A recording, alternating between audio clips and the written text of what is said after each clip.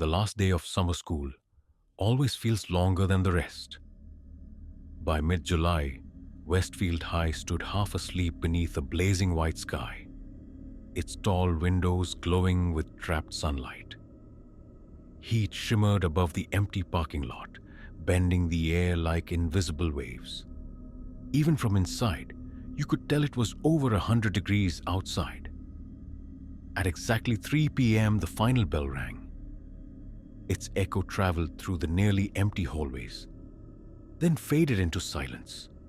Within minutes, lockers slammed shut, shoes squeaked across polished floors, and engines started in the distance as students rushed home to air conditioning and cold drinks. But 5 of us didn't leave. Not yet. If we had, Daniel might still be alive. Inside, the school felt unusually large without the usual noise. Every footstep echoed longer than it should have, bouncing off the lockers and drifting down the deserted corridors. Daniel spun a basketball beside me as we walked. Bounce, bounce, bounce. The sound repeated endlessly. Marcus groaned. "Do you have to do that?" Daniel caught the ball and smirked. "You ever realize this school has 4 floors listed on the map?" He paused. "But only 3 you're allowed to see?" Sarah rolled her eyes. "What are you talking about?" "The basement," Daniel said quietly. Something in his tone made Olivia glance back toward the exit. "Maintenance level?" she asked. Daniel shook his head slowly. "No, the sealed one." And suddenly, the hallway didn't feel empty anymore. It felt like it was listening. We found the door 10 minutes later at the end of a narrow service corridor most students never noticed. The metal surface was scratched, and a faded warning sign barely clung to it. "Authorized personnel only yet." The lock wasn't closed. It simply hung there, open. Marcus frowned.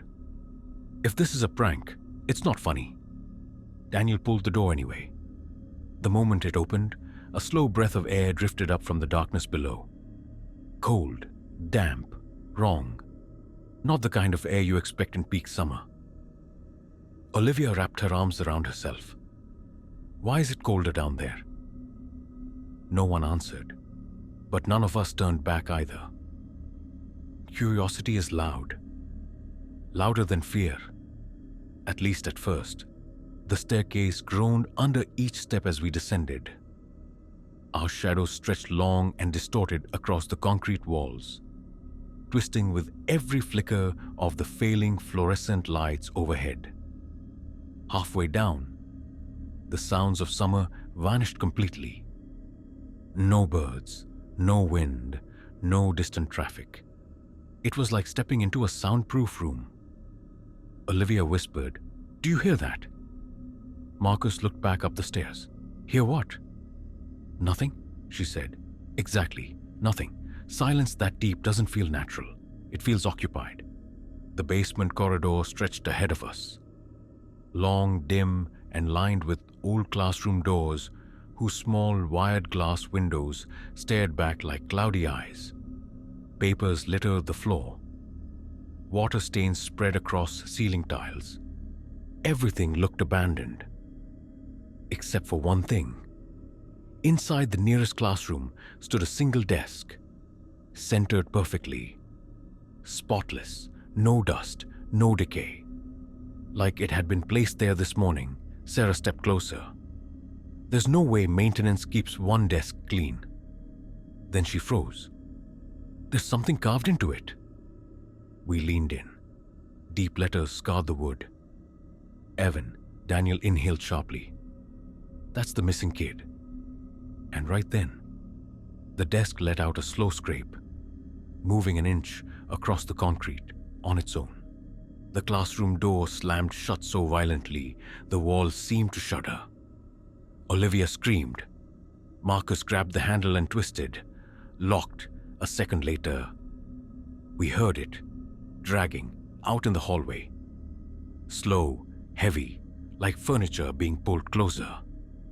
Daniel stepped toward the window. His entire body stiffened. There's someone here. At the far end of the corridor stood a shape. Too tall, its head tilted slightly, as if studying us. The lights flickered once. When they steadied again, it was closer. But we hadn't heard footsteps. Not a single one. At first, the whisper barely registered, a dry thread of sound slipping through the silence. "Stay!" Sarah's breath hitched. "Did you hear that?" The voice came again. Closer, cracked with age. "Stay. With me." The lights flickered violently. Darkness swallowed the hallway for one long second. And in that second, something moved. When the lights returned, the figure stood just outside the door. Too thin, arms too long, face blurred, like it refused to be seen. Daniel backed away slowly. "We need to run." Then the desk shrieked across the floor toward him. The lights died. Total darkness. A flashlight dropped, its spinning beam catching a glimpse of something directly behind Daniel. He tried to shout. The sound cut off instantly. The light spun again. Daniel was gone. Panic took over. Marcus slammed into the door until the lock snapped loose. We ran. Behind us, dozens of desks began scraping, following, rearranging, herding us toward the stairs.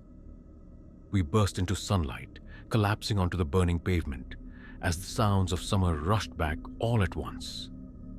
Daniel was never found.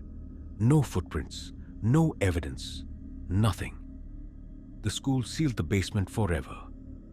But 3 months later, on the first quiet afternoon of fall, a teacher reported a new desk in her classroom, perfectly clean, carved deeply into the wood. Daniel, now staff, avoid staying late because sometimes, just before the building closes, the intercom crackles and a voice begins taking attendance. When it reaches the final name, there's always a pause, as if waiting for the next student to answer.